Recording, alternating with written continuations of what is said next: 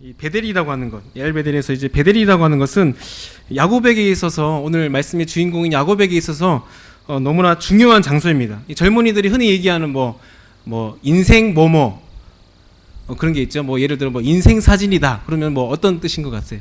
인생 사진이다 그러면은 인생에 있어서 정말 꼽을 만한 사진 중에 하나다. 이래서 인생 사진이라고 얘기하잖아요, 그렇죠? 그와 마찬가지로 이제 야곱에게 있어서 인생에 있어서 정말 가장 꼽을 만한 장소를 꼽으라면은 아마 이 베델이었을 것입니다. 베델은 우리가 잘 알다시피 이 야곱의 사닥다리, 그가 이제 돌베개를 베고 잔 그곳에서 만난 그 하나님을 위해서 예배하던 장소가 바로 이 베델이었습니다. 그래서 이 베델을 기점으로 해서 이 야곱의 삶이 아주 완전 획기적으로 전환이 되는 경험을 하게 되죠. 그리고 그것을 기점으로 해서 하나님은 더 깊이 이제 야곱의 삶에 관여하기 시작하십니다. 하지만 이 베델의 언약, 야곱이 하나님을 만났던 그곳에서의 언약이 주어졌다고 해서 이 야곱의 삶이 마냥 탄탄대로의 그런 형통만을 경험한 것은 아니었죠. 이 삼촌 라반의 집에서 야곱은 어느 한 여인에게 마음을 빼앗겼습니다. 첫눈에 반한 그 여인, 이 라헬이라고 하는 여인을 자신의 아내로 맞이하기 위해서 7년을 하루같이 그렇게 봉사하고 마침내 7년이 기약이 찬 그때에 자신의 집으로 아내를 맞아들였지만 어떤 일이 벌어지나요?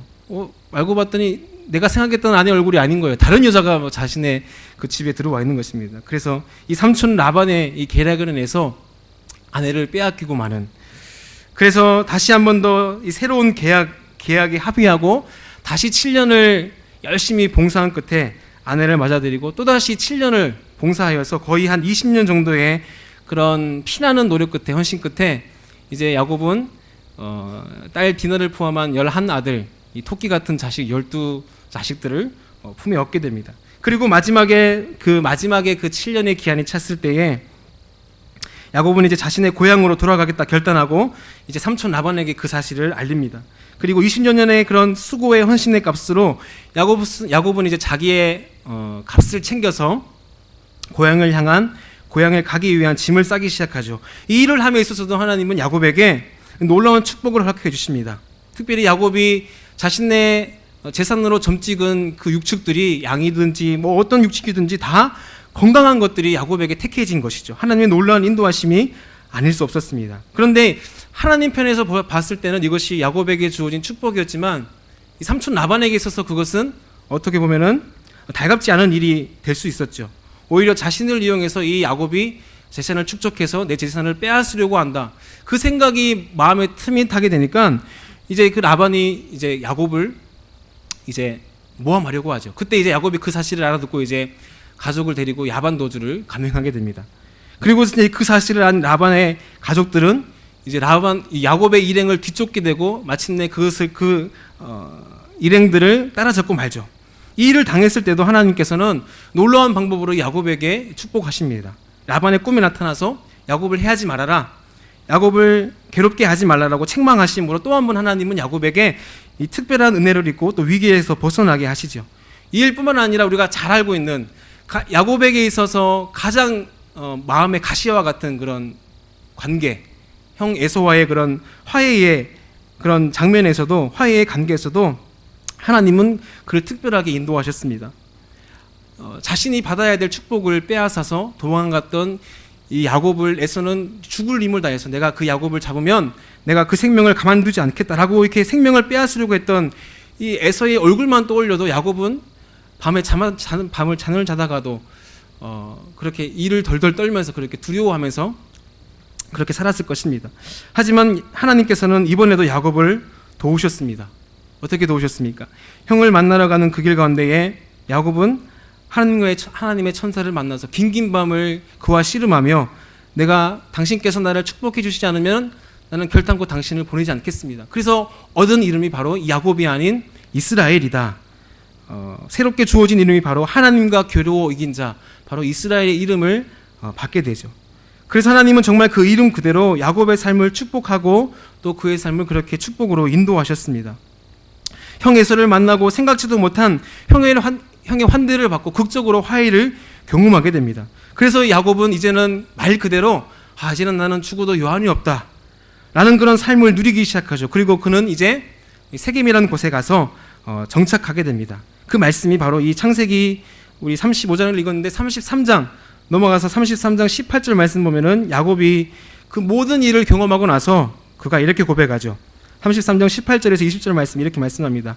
야곱이 밧단 아람에서부터 평안히 가나안 땅 세겜 성읍에 이르러 그 성읍 앞에 장막을 치고 그가 장막을 친 밭을 세겜의 아버지 하몰의 아들들의 손에서 베크시타에 샀으며 거기에 제단을 쌓고 그 이름을 엘엘로에 이스라엘이라 불렀더라. 아멘. 그곳 이름을 엘엘로에 이스라엘. 엘엘로에 이스라엘을 이 뜻이 보니까 각주에 보면은 하나님, 이스라엘의 하나님이라는 뜻입니다. 이것이 야곱의 고백입니다. 하나님께서 저에게 이러한 일들 통해서 하나님 나라에 축복해 주셨습니다.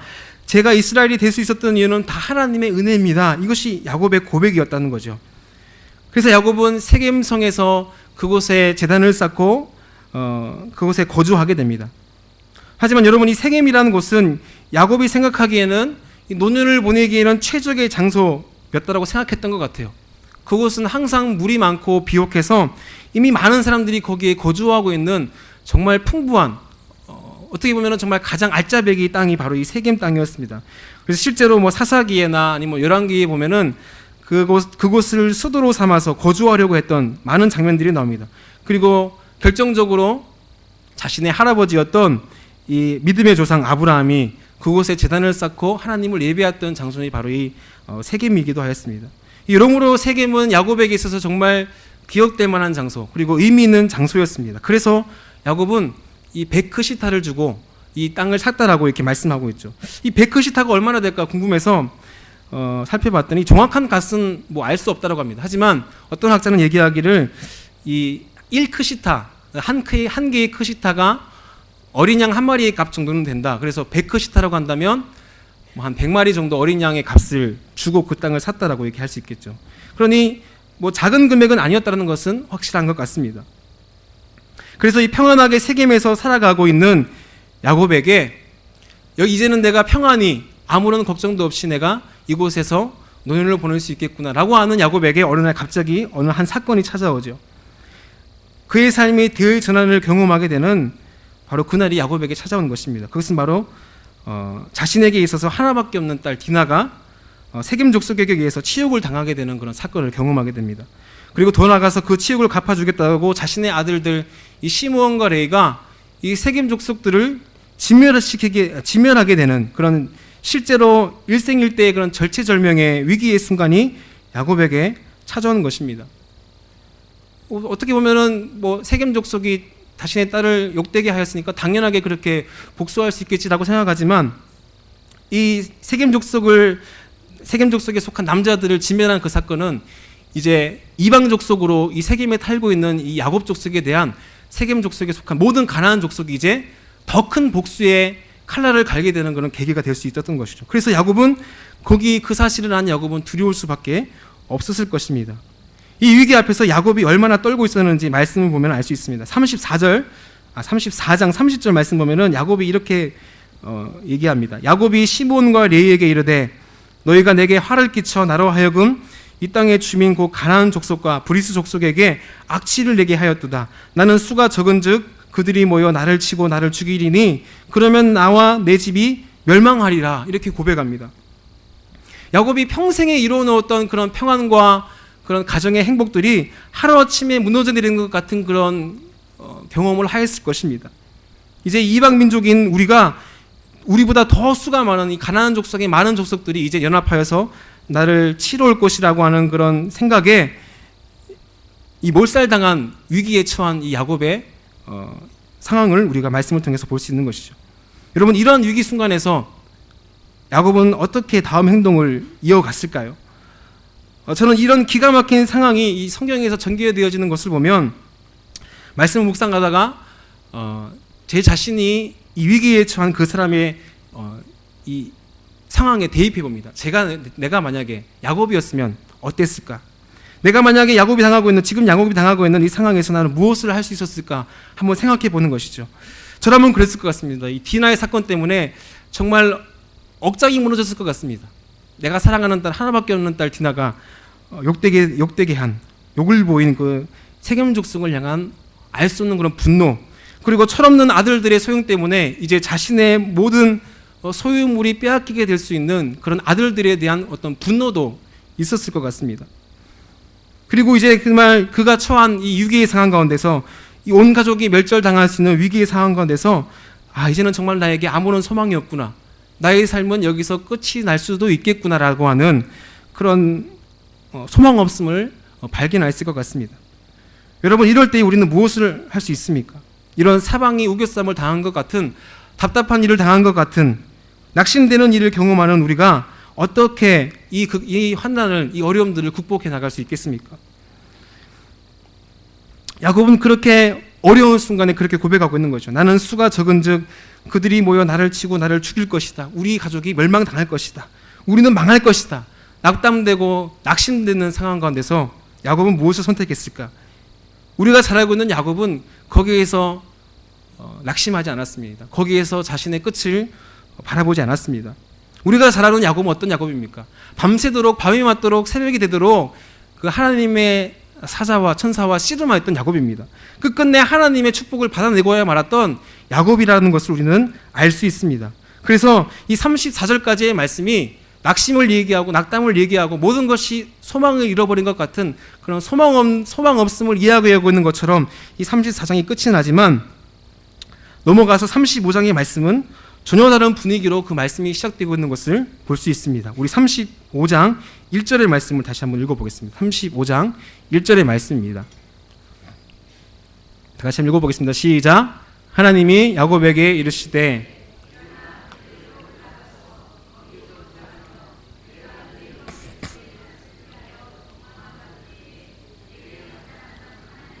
거기서 제단을 쌓으라 하시니라. 아멘. 어떻게 말씀이 시작하고 있습니까? 하나님의 말씀이 그에게 들려졌다라고 하는 것입니다. 여러분, 하나님의 말씀이 우리에게 들려지기 시작하면은 거기서부터 회복이 시작되는 것입니다. 모든 것이 끝날 것 같은 상황에서 우리에게 들려지는 하나님의 말씀은 우리를 살리는 말씀인 줄 믿습니다. 여러분, 야곱이 세겜 땅에 거하면서 그가 잊고 있었던 것이 있었습니다. 그것은 바로 하나님이 나에게 허락하셨던 은혜들, 하나님이 나의 삼촌 라반의 관계에서 틀어진 관계를 순적하게 모든 것을 회복하시고, 또 형 에서와의 그런 눈물겨운 상봉이 있기까지 하나님께서 그에게 주신 그 은혜들, 하나님이 그의 삶을 인도하셨던 그 하나님의 은혜들을 야곱은 잊고 있었던 것이죠. 어느 것 하나 부족할 것 없는 그런 세겜의 삶이 야곱의 눈을 멀게 하고 또 귀를 멀게 하는 것입니다. 그렇게 세겜에서의 생활은 야곱으로 하여금 하나님과 멀어지게 하는, 하나님의 은혜가 잊혀진 바 되는 그런 삶을 살았다라고 성경은 이야기하고 있습니다.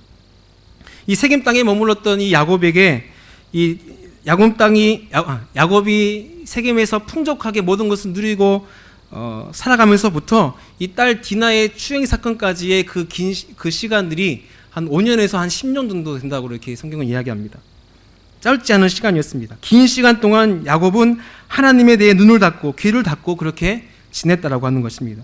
그리고 자신에게 벌어지고 있는 이 너무나 치욕스러운 이 사건을 통해서 야곱은 다시 한 번 더 그의 삶에 있어서 이 절체절명의 순간에서 자신을 회복으로 이끌 그 단 한 존재, 바로 하나님을 기억해낸 것입니다. 그것이 바로 하나님의 말씀이 그에게 들리워졌을 때에, 35장이 시작되면서 하나님의 말씀이 그에게 들리워지면서 야곱은 다시 한 번 더 회복의 길로 나아가고 있음을 말씀하고 있습니다. 바로 여기에 야곱의 위대함이 있습니다. 우리도 야곱처럼 때로는 하나님을 잊고 산 적이 있을 것입니다. 우리가 많은 것을 누리고 있기 때문에 하나님께서 지난날 나에게 주셨던 은혜들과 하나님께서 나에게 지난날 허락하셨던 많은 기도의 응답들, 은혜들, 그 감격들을 잊고 사는 우리들의 모습들을 우리는 야곱을 통해서 볼 수 있는 것이죠. 하지만 야곱은 거기에서부터 다시 한 번 더 회복의 길로 나아가고 있습니다. 그것이 바로 그가 베델로 올라가고자 하는 그런 결심을 보면 우리가 알 수 있는 것이죠. 35장 3절 말씀을 이렇게 말씀합니다. 우리가 일어나 베델로 올라가자. 내 환난 날에 내게 응답하시며 내가 가는 길에서 나와 함께 하신 하나님께 내가 거기서 제단을 쌓으려 하노라 하매. 아멘. 여러분, 여기서 말씀하고 있는 우리가 일어나 베델로 올라가자, 이 말씀 한 구절이 정말 하나님을 믿고 신앙하면서 세상 가운데 어려움 당하고 억울한 일을 당하고 환난을 당하는 수없이 많은 믿음의 사람들이 이 말씀 한 구절, 우리가 일어나 베델로 올라가자, 이 야곱의 선언을 묵상하고 말씀을 읽고 또 읽으며 용기를 내고 힘을 잃었던 그 말씀 한 구절이 바로 이 야곱의 선언입니다. 우리가 일어나 베델로 올라가야 된다. 하나님의 말씀을 다시 한 번 더 붙들어야 된다. 바로 이 말씀이 많은 사람들로 하여금 용기와 희망을 얻게 하는 그런 살아계신 하나님의 말씀이었던 것입니다. 잊고 있었던 가장 중요한 것, 그것은 바로 하나님의 은혜, 그것을 다시금 깨닫게 하는 데서부터 야곱은 다시 시작할 수 있는 힘을 거기서부터 얻었다라고 하는 것입니다. 여기서 우리는 두 가지 중요한 선언을 발견하게 됩니다. 첫 번째는 우리가 일어나자라고 하는 겁니다. 여러분, 일어난다는 것은 무엇을 의미합니까? 단순히 그냥 잠에서 깨는 것만을 의미하지는 않는다는 것을 잘 알고 있습니다. 우리 지난주에 교사 특송으로 불렀던 찬양이 혹시 뭔지 기억하시나요? 일어나라 주의 백성이었습니다. 일어나라 주의 백성. 가사가 이렇습니다. 일어나라 주의 백성, 빛을 발하라. 그가 너의 영광으로 임하시리라.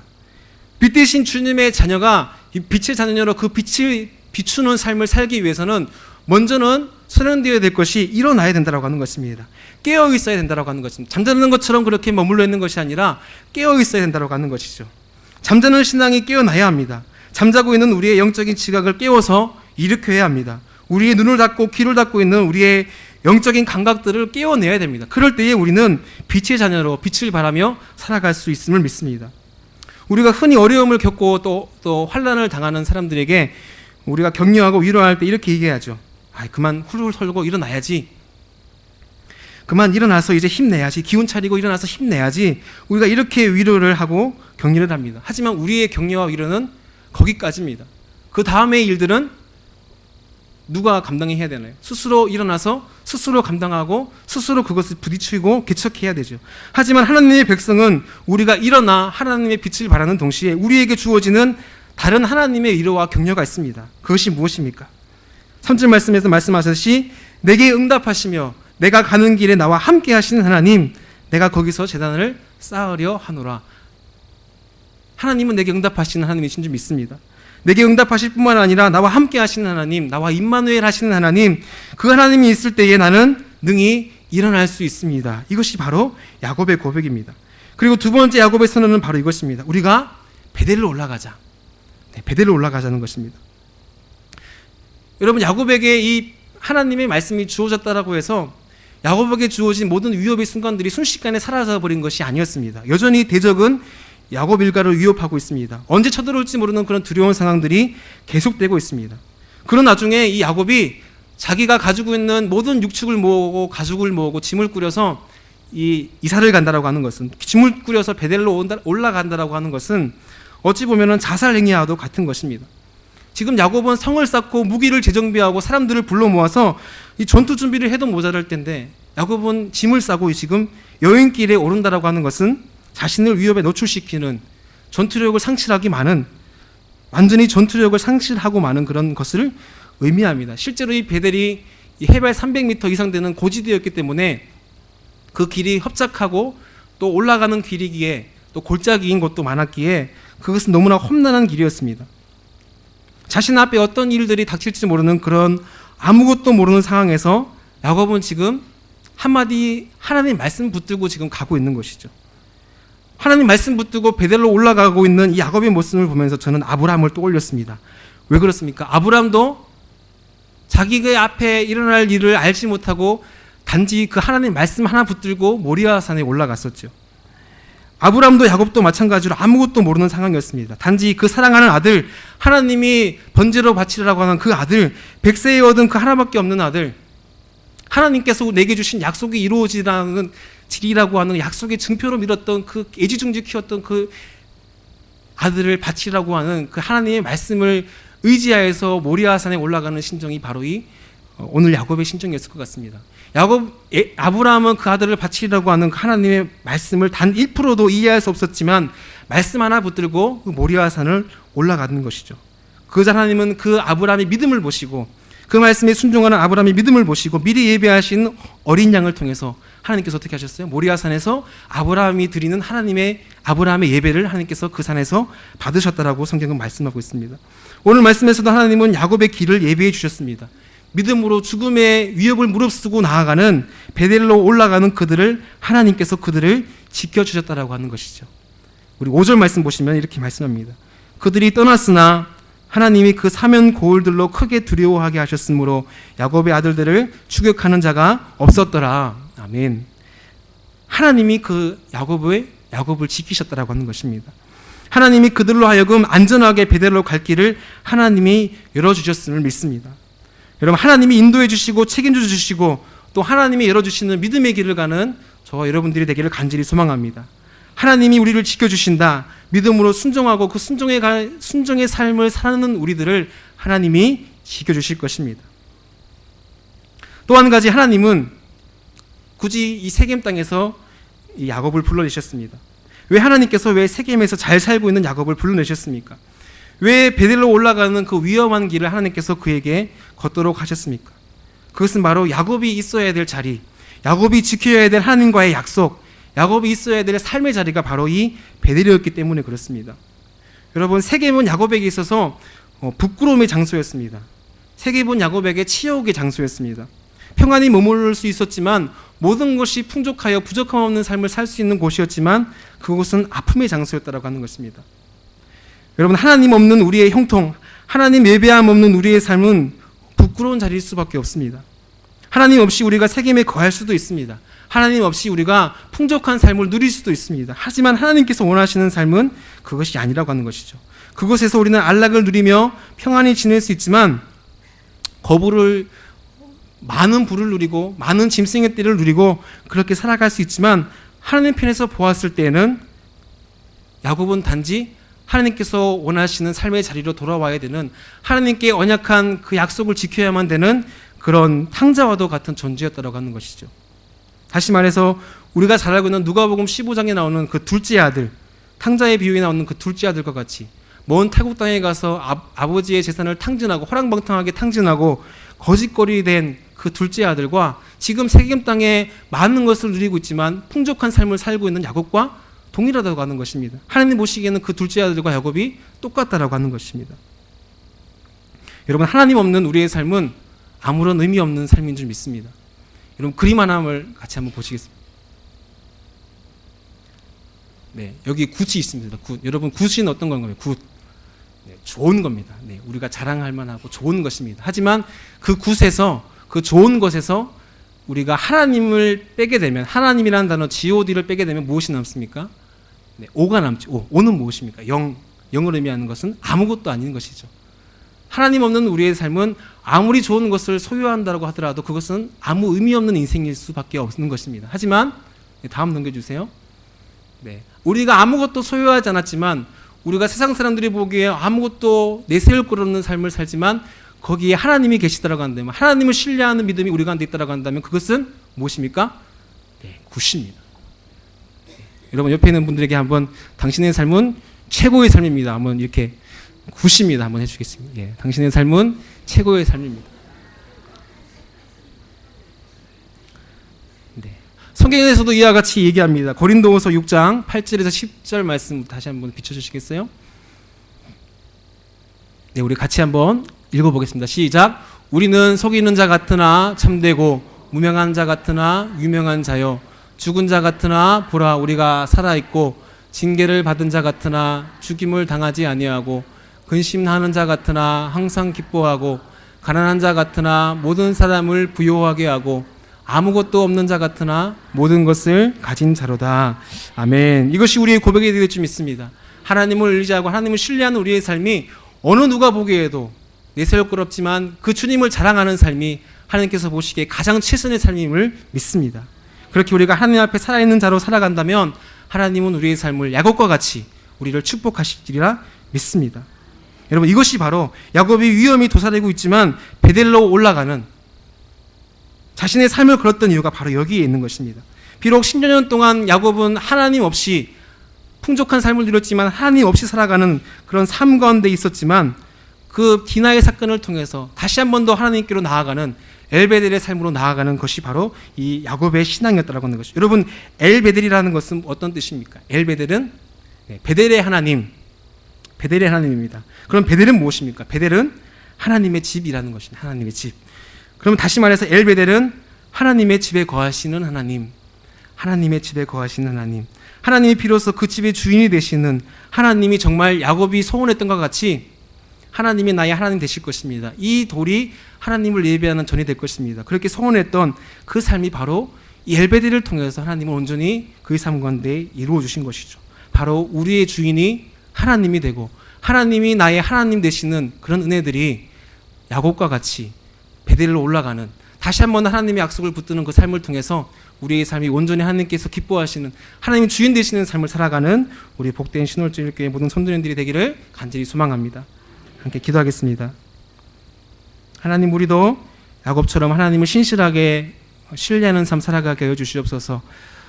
우리가 세계임에서와 같이 많은 시절을 헛되이 보내는 우리의 연약함과 어리석음이 있다 할지라도 하나님은 다시 한 번 더 야곱에게 그 약속을 이행하라고 그에게 말씀하시고 또 힘주셔서 엘베델의 신앙으로 다시 한 번 더 나아갔던 말씀을 통하여 우리도 하나님을 더욱 신뢰하며 건거히 믿음을 붙드는 그런 엘베델의 삶 살아갈 수 있도록 우리에게 은혜 베풀어 주시옵소서. 감사합니다. 예수님의 이름으로 기도드립니다. 아멘.